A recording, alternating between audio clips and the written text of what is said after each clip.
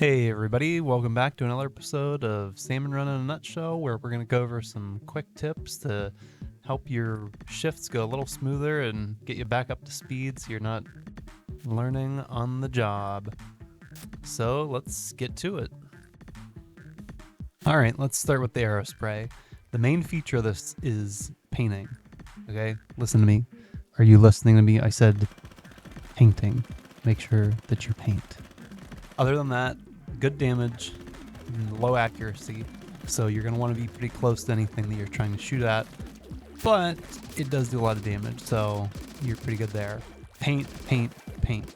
Always be shooting with this weapon. If you're not shooting, you better be recovering your ink, because you need to be shooting. That's how you're going to get the most effectiveness out of this weapon. Don't try to fight steelheads. They're going to be up too high and the weapon doesn't have enough accuracy. If you do get the Kohozuna wave, just stay on Kohozuna the whole time. If there's any enemies nearby, shoot at them, but then otherwise just stay on Kohozuna.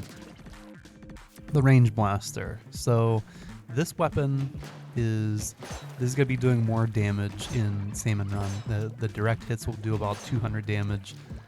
The indirect hits will do about 100 damage, so any lesser salmonids you can splat in one indirect hit.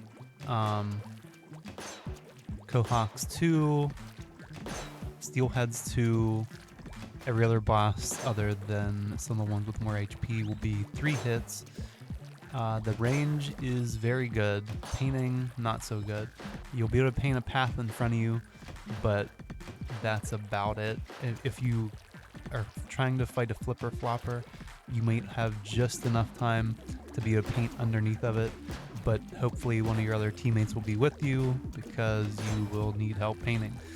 When you are fighting Kohozuna, this is probably going to be one of the weapons that should be going after bosses. Yeah, I would probably just focus on the bosses for that part, or yeah, focus on the boss salmonid for the Kohozuna wave, not anything else. Alright, moving on to the Dark Tetra Dualies. Paint, pretty good. Not as good as the Aerospray, but it's kind of the main thing that gun is used for.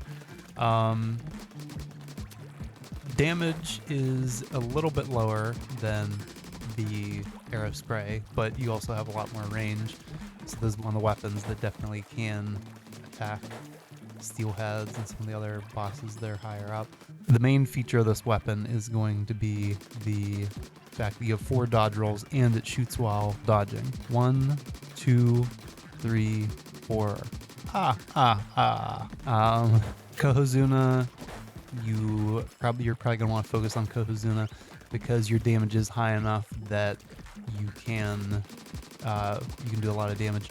Shoot any of the bosses that are near you, but I wouldn't go seeking the bosses because just let them come to you. So that's probably about all there is to say about this one. Classic Squiffer. So the biggest drawback to this compared to the other chargers is range.